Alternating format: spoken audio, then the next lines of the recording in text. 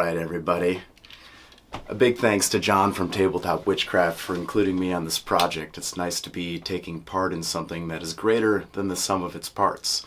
So for my contribution, John has asked me to paint a dragon head that will be attached to his project. This excites me, and I've had a lot of time to think about this project. And what I would like to do is, since it's already painted in my mind, what I'd like to try is simply narrating my process and then doing the painting later. I'm going to hang glide over this. Very cerebral, but that's the fun part. That's the fun part for me, and I hope you enjoyed this video and find it informative. So, before we get into the painting, I'm going to assume that I've taken a photo of the model and, using technology, roughly applied some of the volumes to better demonstrate to the audience what my concept involves. You can get a little bit lost in the weeds on a project like this. It's something with all of this texture, like I could individually paint each scale and everything could come out looking very flat. So I want to maintain kind of a larger lens of focus on this, and yeah, just make sure that I'm paying attention to those larger, more graceful volumes that will have a visual impact at a distance. So let us begin. I started off with just a simple zenithal base coat, black undercoat, white overspray. It will just help the colors along. It will help certain colors to be brighter in their chosen areas. It has a very subtle effect and is a pleasing way to look at the model. To save a little bit of time and airbrush cleaning, I first just base coated the spine of the model using black and red from Vallejo, just mixing the two together to create a nice deep undercoat. Once I had applied a healthy amount of layers to that, I pulled out the airbrush, pulled in just some basic red for an overspray, again, you know, paying attention to those larger volumes, then some carmine red, and finally adding a very small amount of white into that carmine red. It will better match the paint job that John has applied to the ship. So just trying to match things up and make for a real classy piece. With the spine intact, as far as the airbrushing goes, I pulled out some poster tack and just masked off the area so I could airbrush the rest of the model. Starting off with neutral gray from Vallejo, again, laying down very healthy amounts. I could have done this with the brush. I did it with the airbrush. Who cares? Once that was all done, I laid down some Vallejo buff. White is a fun color. It's the maximum brightness that you have available to you. So when you're painting something, you want it to read as white. Everything leading up to that final highlight is an accent tone, an off tone of white. So I found a lot of freedom in it, but I think this recipe will match well with what John is applying.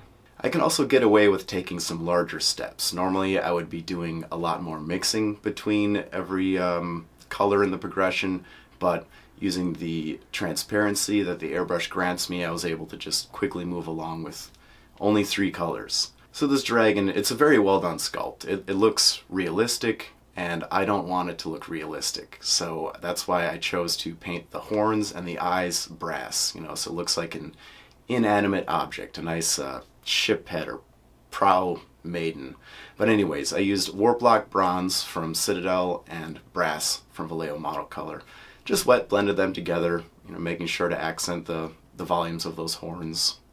Now with the model all base coated and roughly rendered, unmasked, I took a mixture of olive brown and black, very dilute, because I want that very, you know, the transparency to kind of assist in my blending, and it's also important that I control the angle. So coming, as I'm applying the paint through the airbrush, I'm coming up from very strictly the bottom, maybe at like a 20% angle, but you can see how nicely it catches on the bottoms of these scales. And I don't want to lay a wash down on these scales because it's just going to go all over the place. So this is a nice way to sort of shade everything in with a unifying shadow tone. I can use it on the red, I can use it on the horns, and everything looks fine. This model has a lot of deep textures, so this technique really brought it to life in a quick and nice way. And as I said, I don't want to just slop a wash on top of this, but there are a lot of crevices that need some attention, so this is kind of the long part. I went through and black lined, well, dark lined everything with that olive brown and black mixture again, you know, just separating all the segments between the scales.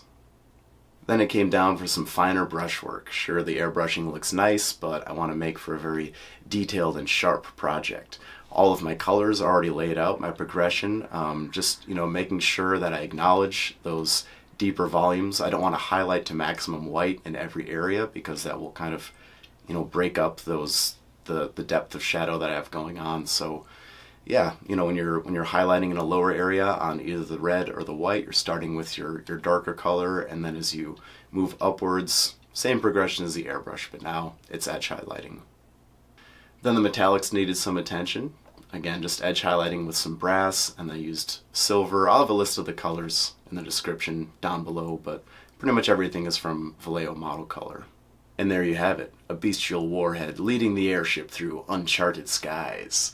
A big thank you to Barthel's Marvels for printing this model and sending it along. Thank you, Lance, I appreciate that.